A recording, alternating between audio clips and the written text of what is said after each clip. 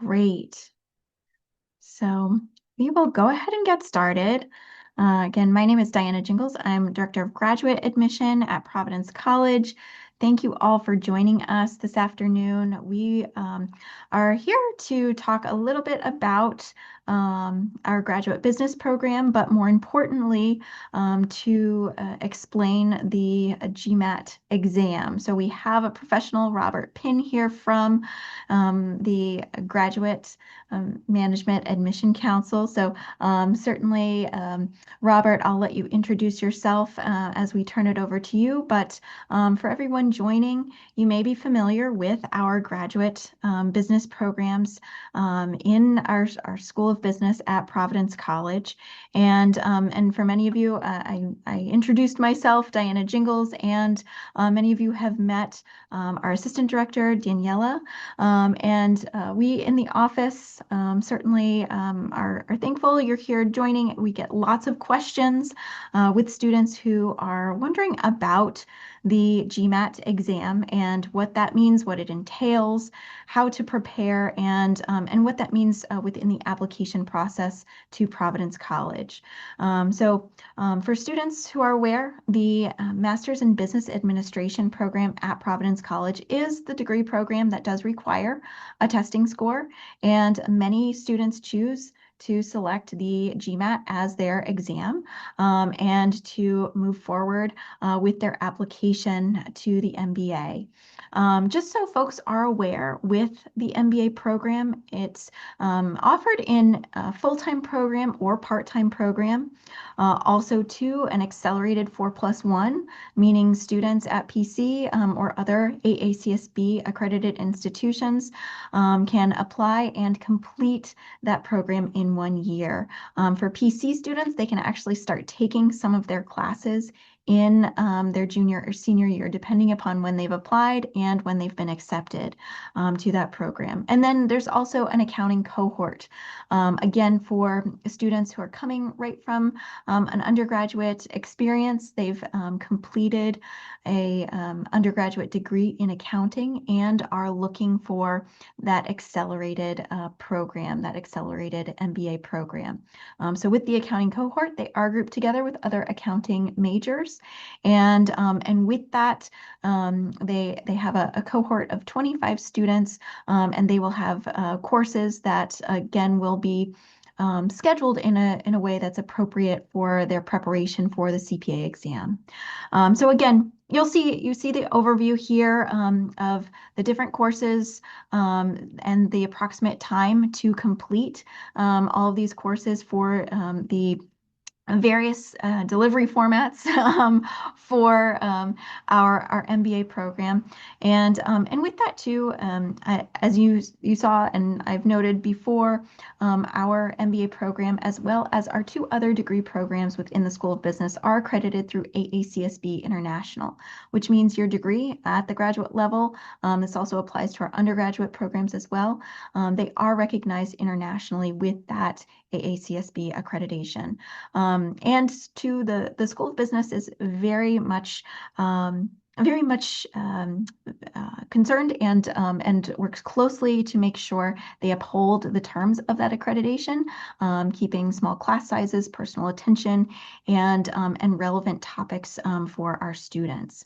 Beyond that too, you'll see the overview of the specific courses. So 12 courses, total 36 credits. With that, you'll have your different focuses. There are also prerequisite courses that students will have within their program if they have not completed an undergraduate business major. So with that, those prerequisite courses can also be done within the terms of their MBA curriculum. So it is possible to complete those together. There are elective courses, and then there are certificate options that students have. They may add those to their MBA program. Beyond that too, I was mentioning the foundational requirements. These are the prerequisite courses. And again, these can be taken while a student completes their MBA program. So just to be aware, if you do not have a business major, you are still able to complete a graduate degree program within the School of Business. You will have these 8 courses and focuses that you will need to take advantage of. And again, those will lead you up to success for those different core courses within the MBA program. So here's just an overview of a student's part-time or full-time schedule. Again, this is a very generic overview. It's not going to be your exact schedule, but sometimes it helps when students can see things mapped out. So we always want to make sure a student is aware of that as they're considering their different options for an MBA, and especially too if they are considering a full-time program versus a part-time program. Um, with that, we will be having some different sessions about the MBA program, and then too, if you're interested in some of our other business sessions taking place later this fall, early next spring, by all means, please feel free to explore those. You can always make an admission appointment with an advisor as well, should you have questions. As we mentioned before, students are required to submit a test score with their MBA application, and certainly with that, we will be turning it over to Robert, who will explain the GMAT exam. So I'm actually going to take my screen A share swap off. screen shares. Yeah, let's try and make Yeah, sure that works. absolutely. There we go. Okay, I'm hopeful that you can just see screen without notes. That's always my biggest fear. That's what keeps you up at night. Thank you, Diana. Thank you, Daniela, for setting up the session. I'm Rob. I'm a market development manager here at GMAT, which means that usually I'm working with our member schools, 228 member schools across the globe, sharing research, helping them with professional development. But it's great to be back on the candidate side of things as like Diana and Daniela used to work as director of admissions for a graduate school program here in Washington, D.C., where I'm based. But it's good to virtually be back in Rhode Island this week. I was there actually for a conference with both of them last week in Rhode Island as well. So it's good to continue that. But today, thinking about the GMAT exam, I definitely want folks to go away feeling that I'm taking away some of the mystery around standardized tests, leaving with some ease of that test anxiety and de-stressing this part of the process, and just showing how it really fits into the overall admissions process. We've had some changes in the last few years to the GMAT exam, so I'll be going through those, and hopefully you leave feeling that this is an exam that's really going to be helpful for you in your business school journey, and set you up for success.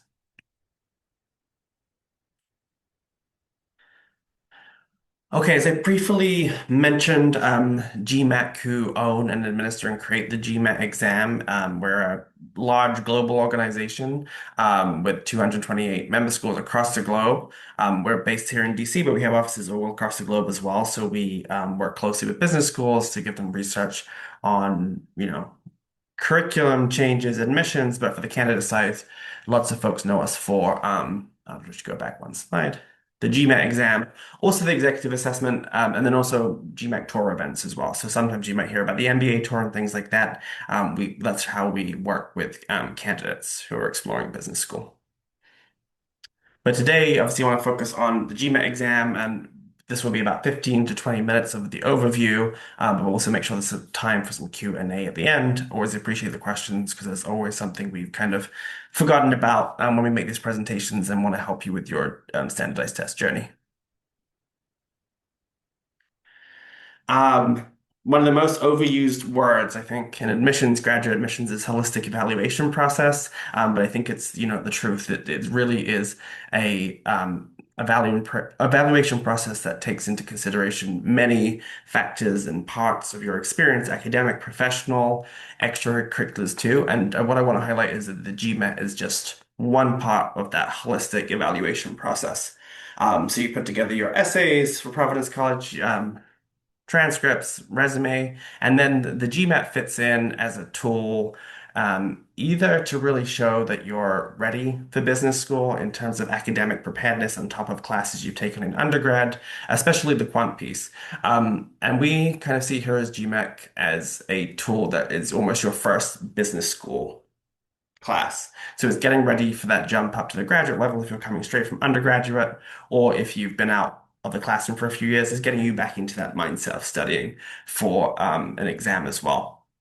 I would say yes, it is a standardized test, and I'll show you the breakdown after this. And I know generationally, some folks now have never taken a standardized test to go into undergrad, so that could be something that is making people feel uneasy about it. But I just want to highlight here that it's one part of the overall application. It really shows, your quantitative skills and your seriousness about going to business school, but it's not the only thing that is going to win or not in an application process. It's one part of the application. So why the GMAT exam? Well, as I said before, a big part of it is the GMAT exam is the only standardized test that is really created for business school candidates, but is also created with business school candidates. So a couple of years ago, when we changed some of the GMAT sections, added the data insights, changed the structure of the exam, as we're a membership organization with the world's leading business schools, we were really consulting our members to make sure that the test is setting up candidates for success in business school programs. So, for example, as you'll see in a couple of slides, we removed the writing piece and added a data insights piece.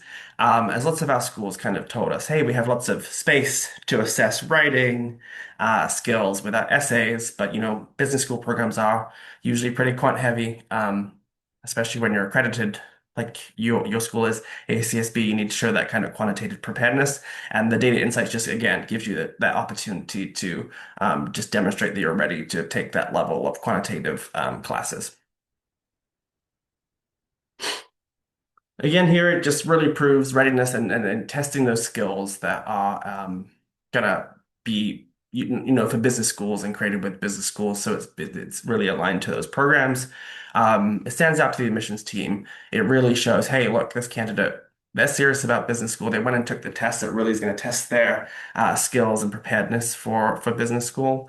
And also, we still see it in some sectors, especially things like finance or investment banking. Sometimes the GMAT exam is still asked for in securing those job interviews. So I think if you're just curious about a test in a career in finance or investment banking, see if some of those big employers are still requiring GMAT as part of the recruitment process. If not, I think it's a great test to have in your back pocket to keep options open as well. It's not as common as it used to be, but it still is when we do our corporate recruiter survey, something they have as the recruitment process. Okay, so hopefully this visual helps kind of see the three different sections in the test. It used to be longer until a few years ago. Used to have a writing section, but we changed it up again just to make sure that when you go back to studying, you're using this time to prepare for the GMAT in a way that is gonna prepare you for business school and get you ready to hit the ground running. So we have three sections in the test, and I actually put some example questions in it that I'll show you to give even more context, but it's broken down into three parts, more or less equal sections in terms of time and more or less with questions. So you have the quantitative reasoning, which is the problem solving. It will, unfortunately, and maybe this is my bias, take you back to kind of some high school maths and algebra that you may not have touched in a while. So we have lots of prep materials, practice tests, and that I'll make sure you have access to kind of refresh that part of the brain. And then we have the verbal reasoning section as well, which is more like reading comprehension, analyzing, and reasoning in terms of message. What is the writing trying to say? And I'll show you an example to help explain that as well. And then the new part is the data insights part. So that's really that interpretation of data, of graphs, tables as well. And that's really a skill that you're going to need in those quant classes. And I think also beyond in lots of leadership and business careers. And as it says here, it's still offered in person at test centers or online as well. And I'll show you a little bit of a breakdown of that later on. But it's most important to say that the total score is based on all three sections and each one weighted equally as well. Okay, here's some sample questions.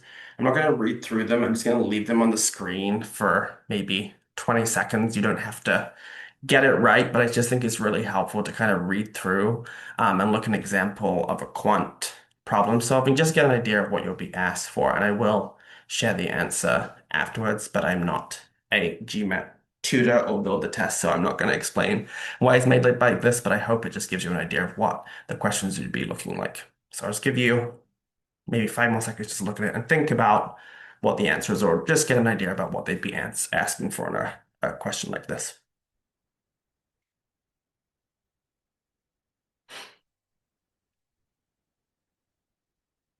As it says here, it's not testing quant or math necessarily at like the undergraduate or even graduate level. Lots of it is that kind of basic algebra, maybe going to like 10th grade math, but really testing analytical thinking and reasoning here as well.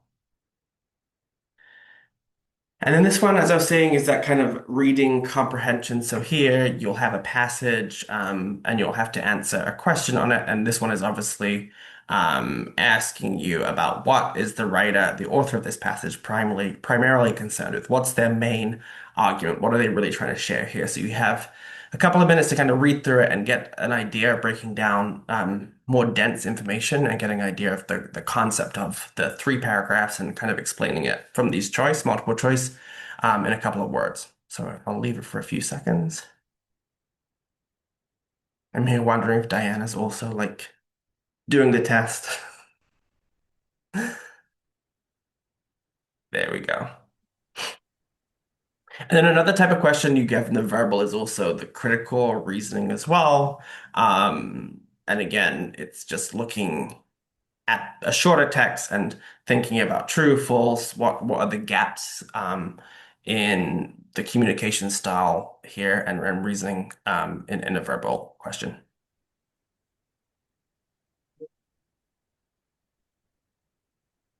And then this is the new part as well. This is part of the data insights. So it's looking at data with the, building on the quant piece and building on the quant piece, but looking at more maybe business cases or analysis. And this one's a data sufficiency question.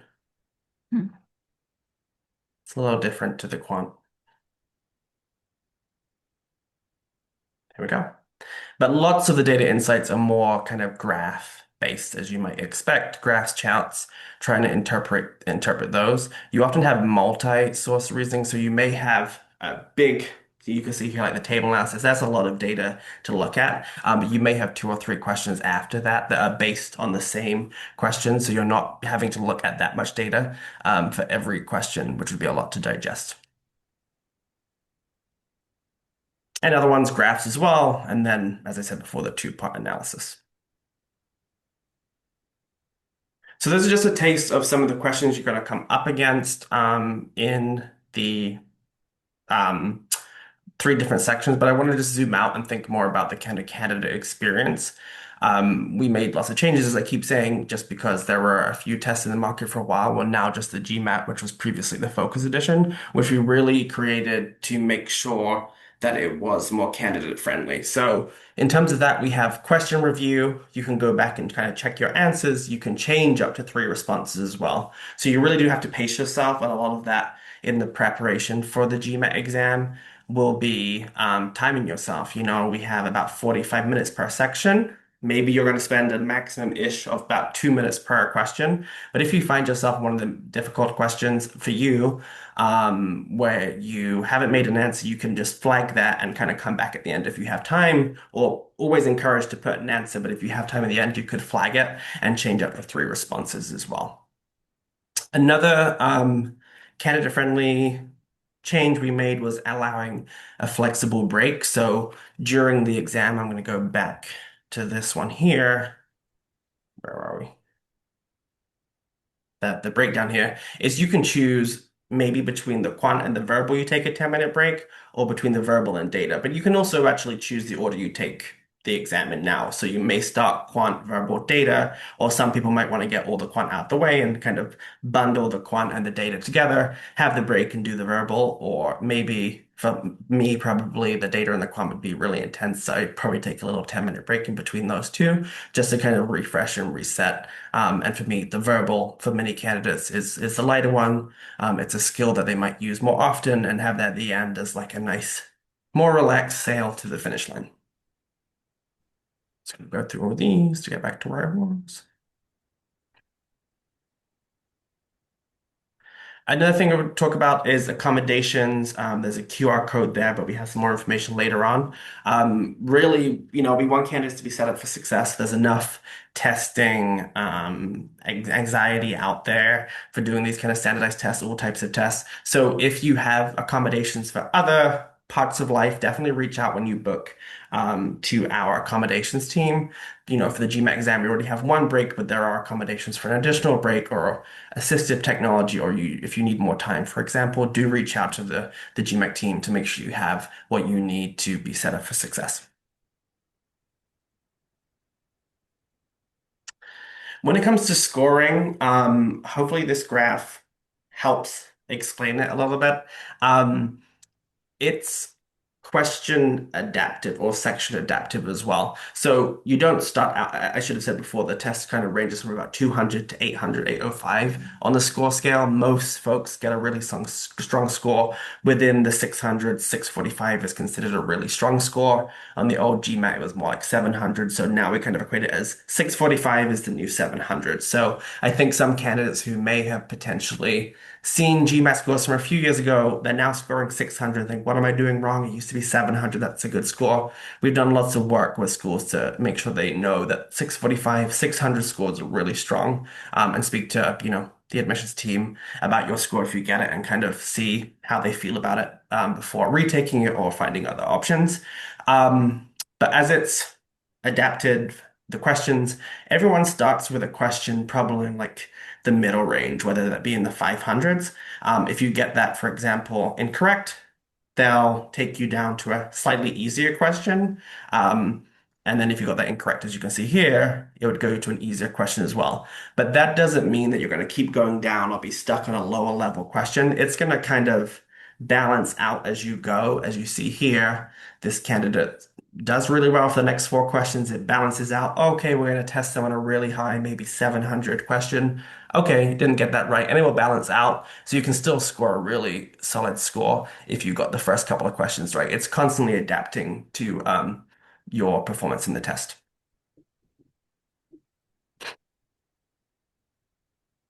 I won't go into too much detail here, but you can see here, I think there's a lot of myths, mystery around it. We spend a lot of time on Reddit seeing what people are saying about how their GMAT experience was. But we're really not here to trick you. We want to make sure you are set up for success, have a test that's going to help you in that holistic admissions process. So just some things to think about. You do need to plan in terms of not spending 5 minutes on a question that will really get you out of sync for the rest of the test. But there's no, if you answer the score in 10 seconds versus a minute, there's no benefit to that in terms of your scoring. It's not wanting to test you on your ability to answer these questions as quickly as possible. And again, no question type is weighted more heavily than other question types. So quantitative, verbal, data, insights, each one of those questions you get are worth the same amount in total. And it's definitely this one. It is not better to leave the question blank than guess. If I'm running out of time, you spend too much time on it, just put an answer down. And again, you can change up to three at the end. So kind of just flag it in the system, and go back to it at the end. Rob, are students Hmm. also able to do that in the practice exams? Yeah, in the practice exam, you can do that Okay. too. Yeah. Okay.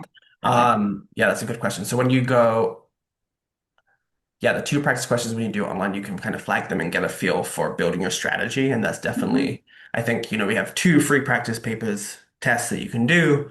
I'll have the details for them in a later slide, but maybe the first one, you kind of use that as getting fresh, get back into quant, testing the algebra, getting a feel for the exam.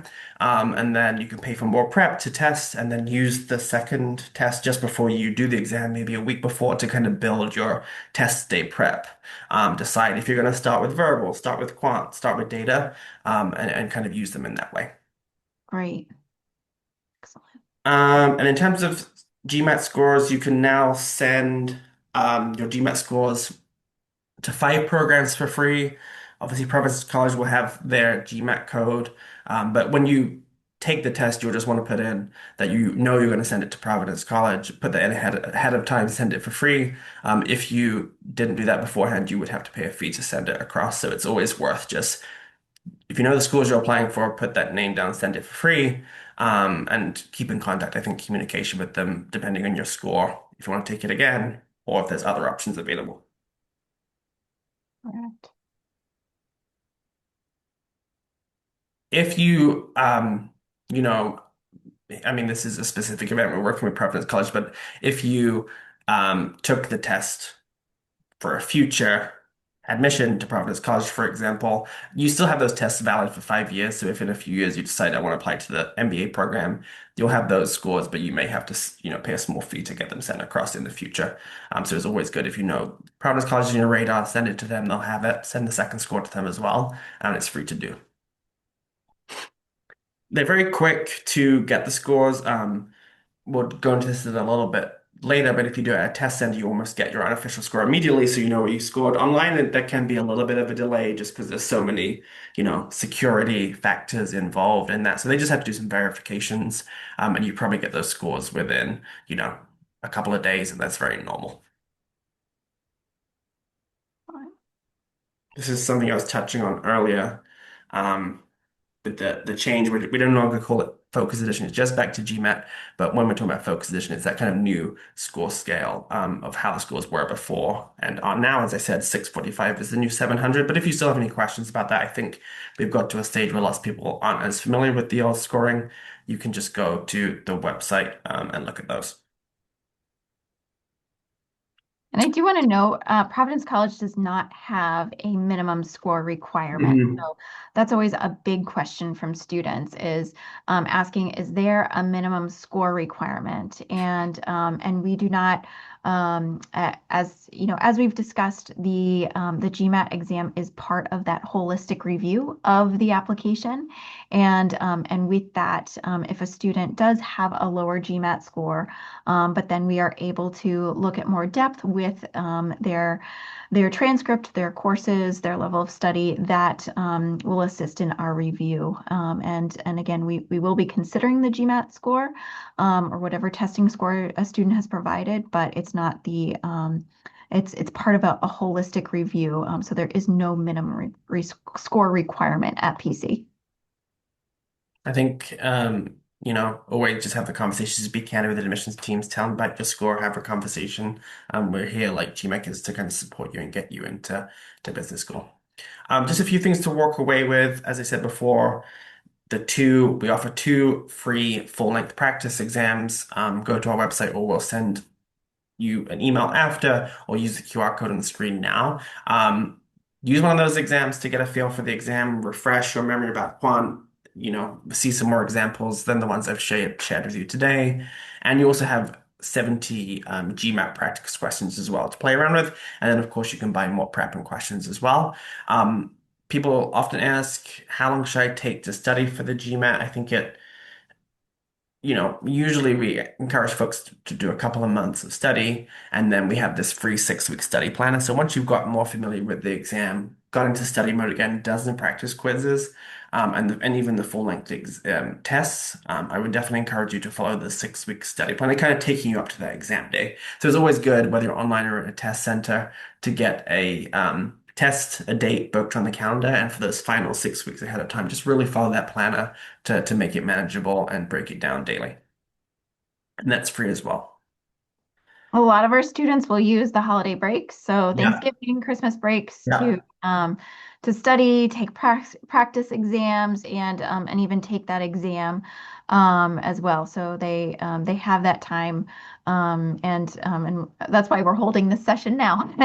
Yeah, yeah, yeah. And I also think that window is about 6 weeks, right? So if you're more or less, some years it's different, but follow that for the next 6 weeks. And it'll break you down a bit so you can also enjoy both of those holidays as well and not be cramming towards the end. This is just a little bit of information about scheduling policies. I think it doesn't apply to most people. I think now we can take the GMAT as many times as you wish. I don't think we need to do that, but we removed that limit, a lifetime limit on the GMAT exam, and also you can take up to 5 attempts in a 12-month period. Most people take the GMAT about 1.5 times is the average. But again, lots of schools don't have a minimum. They want to see this as part of holistic review, take the test. The studying just helps you get back into the mode of going back to school, looking at Quan again, and it's part of the holistic review. As I said, there's two channels. There's the test center and the online at-home delivery.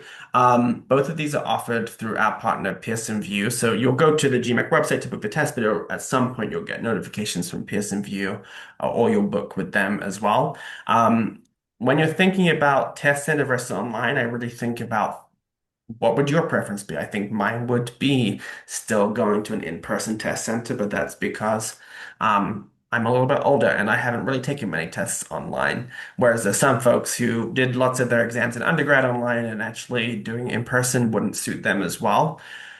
I've even had candidates who asked me, like I live in an apartment with two dogs, where's the best place to do it? And I thought, well, in that case, probably the test center because you don't want the dogs running in or barking. That will kind of set off some online security. Um, We'll trigger something from our security team, and likelihood your test will be fine. But it'll take a bit of a delay, right, to get those scores as they verify that it was a dog and not someone helping you with the GMAT. So just really take a zoom out and think about all the environment. Like, where's better for you? Is it better to be somewhere where I can really focus on the test center? It's not my responsibility, really. If the internet goes out that day, if the test center is full, and these things get flagged to us, or is it better for me to be at home? And that can also depend on where you are geographically and how close to a test center. But if you go to Pearson VUE, you can see where the test centers are closest to you. And I think I have some images here, yes, of a little bit of what test day looks like in a center. You go into a Pearson VUE site, it won't just be folks taking the GMAT next to you. They could be taking GMAT's executive assessment. I think like the Foreign Service Officer test is through there and like military ones as well. So you'll be in a room with lots of folks taking different tests online. So you come in, you need the identification. I think they take like fingerprints and a camera. You lock everything away after the waiting room experience in a locker. And then you can take, I think they kind of give you some scratch paper or an erasable nowadays, like piece of a notebook where you can make notes, but erases off, or you have that kind of online whiteboard on the computers at a testing site, and you also still have access to a whiteboard if you do it online at home. So either the online one or you can have a erasable whiteboard that they'll just check when you start the exam, making sure there's no notes on it as well for the online version. And I think that's another thing to consider as well. When you do it at home, I have on this wall you can't see lots of notes. I would have to take those off my wall beforehand, and they will want to see the room you're in as well. So just little things to consider as you prepare for either the test center or online at home.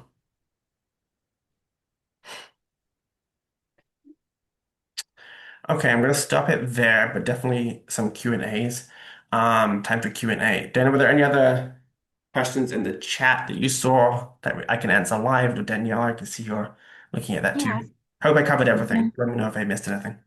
Absolutely, absolutely. So there is a question here. It's what would a timeline for taking the GMAT look like if you are a junior? So a lot of juniors who Hmm. are considering our 4+1 or accounting cohort program, they do have a March 1 application deadline. With that, Rob, I guess could you talk to when a student takes a GMAT exam? What is the typical timeline that scores would come back? Would they need to, what are their options in then after they take the exam in ordering those scores, or would they need to rush scores? What would be that typical timeline? Yeah, I guess if we were, we'll just use that March 1 deadline in general. It's helpful to have as an example. Um, I would probably want to have my test scheduled by mid-February, right? as I said before, usually if you do a test center, you get those scores immediately in the center, and you would have listed that you want the scores to go to Providence College before. So as soon as the test center has those, they're going to send them to your office, Daniela and Diana, and you'll probably get those within a few days, unless there's been an incident at the test center where they have to kind of verify scores. I say mid-February because usually the test scores from online will take about 3 to 5 days, the official ones, but not your fault. The dog has run in the room and they're gonna have to review the footage of your test. It can take up to 20 days. That's very extreme. Usually if there's a little test security issue that isn't your fault, it's, the power's gone out, Wi-Fi's gone out or something like that.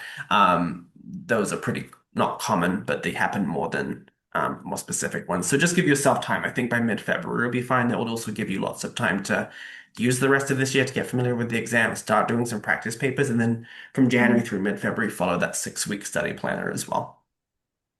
Excellent. Excellent. And again, to 3406 is the test code that we have for GMAT. Mhm. We can put in the chat, Danielle, I don't know if you want to put in the chat the overview that we have on our School of Business for students when they are submitting scores. It's information that tells students exactly the code and where to send those scores. But again, you will be ordering those directly from GMAT and having them sent they will come over automatically to our graduate admission office once you have listed Providence College and the specific code that we have with GMAT. Um, then there's also a question if you need to meet the March 1st app. Oh, okay. I guess I answered that. Let's see. Should accounting majors who want to get CPA certified only focus on the accounting cohort, or is it common to be in other MBA programs such as the accelerated if you're not one of the 25 students admitted to the accounting cohort? So I always recommend to students if you are an undergraduate accounting major and I would recommend applying to the accounting cohort.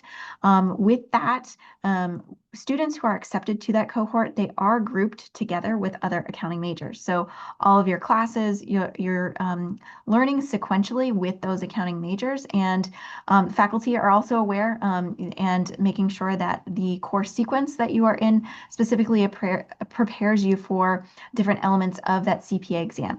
You're still taking the same curriculum with the 4+1 program. However, you won't have the same structure in the sense that you might be taking the courses in a different sequence and you won't be with just accounting students. So sometimes again, a student who feeds off of that peer network, I think it can be really, really helpful for a student to be in the accounting cohort.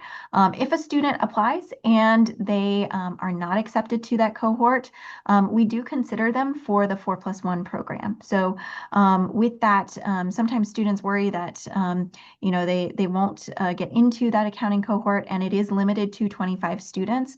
But if a student is not accepted to the accounting cohort, we will consider that student for the 4+1 program. So again, same courses, it's just with the cohort, you are grouped together with other accounting majors.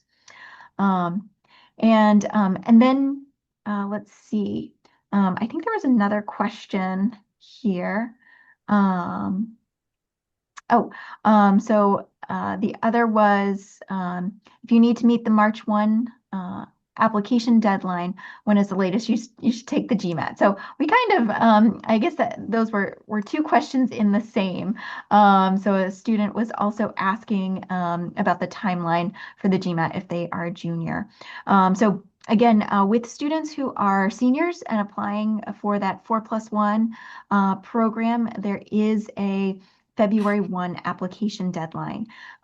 Please note, as Rob was saying, thinking about that timeline for March 1, I would allot at least 2 weeks before the deadline to make sure you have taken that exam. Again, 2 weeks before the posted application deadlines. That would probably be the latest I would recommend taking that exam.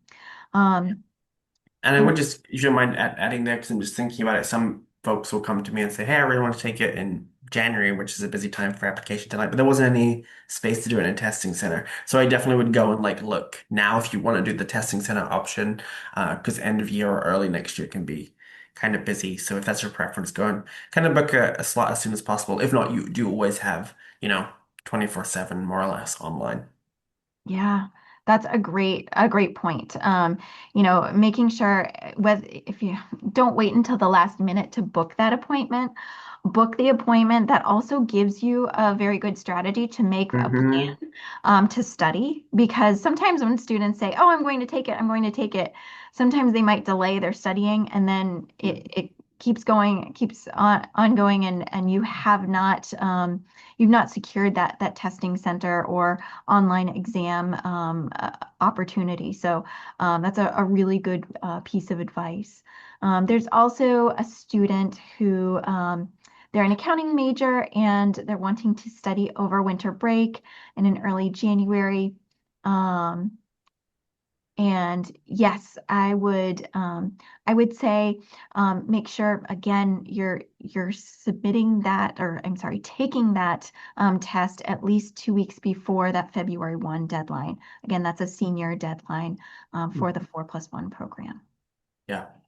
Thank you for taking it, get started as soon as possible with it. It's definitely doable. I also think if you are already in undergrad, sometimes you have a little bit of a luxury of still being in that study mindset. It's often folks who've been out of school for a while and haven't been doing the academic type work that can struggle to get back into a bit more, but definitely pick a test date as soon as possible and start using some of those free materials. Absolutely. There's a lot of good materials online. We don't have one specific test prep organization that we Mhm. recommend, but we have a podcast called GMAT Unlocked. I think that's the name of it, but I think it's GMAT Unlocked. But you'll find it through like Spotify or somewhere. And they have lots of people who teach and coach for GMAT to go and listen to it, so you can at least get some ideas to go to their YouTube channels and things. And then also, I just think most people just use the GMAT prep, starting with the free, and then maybe purchasing some if they need some additional ones as well. So there's lots of material out there. Great.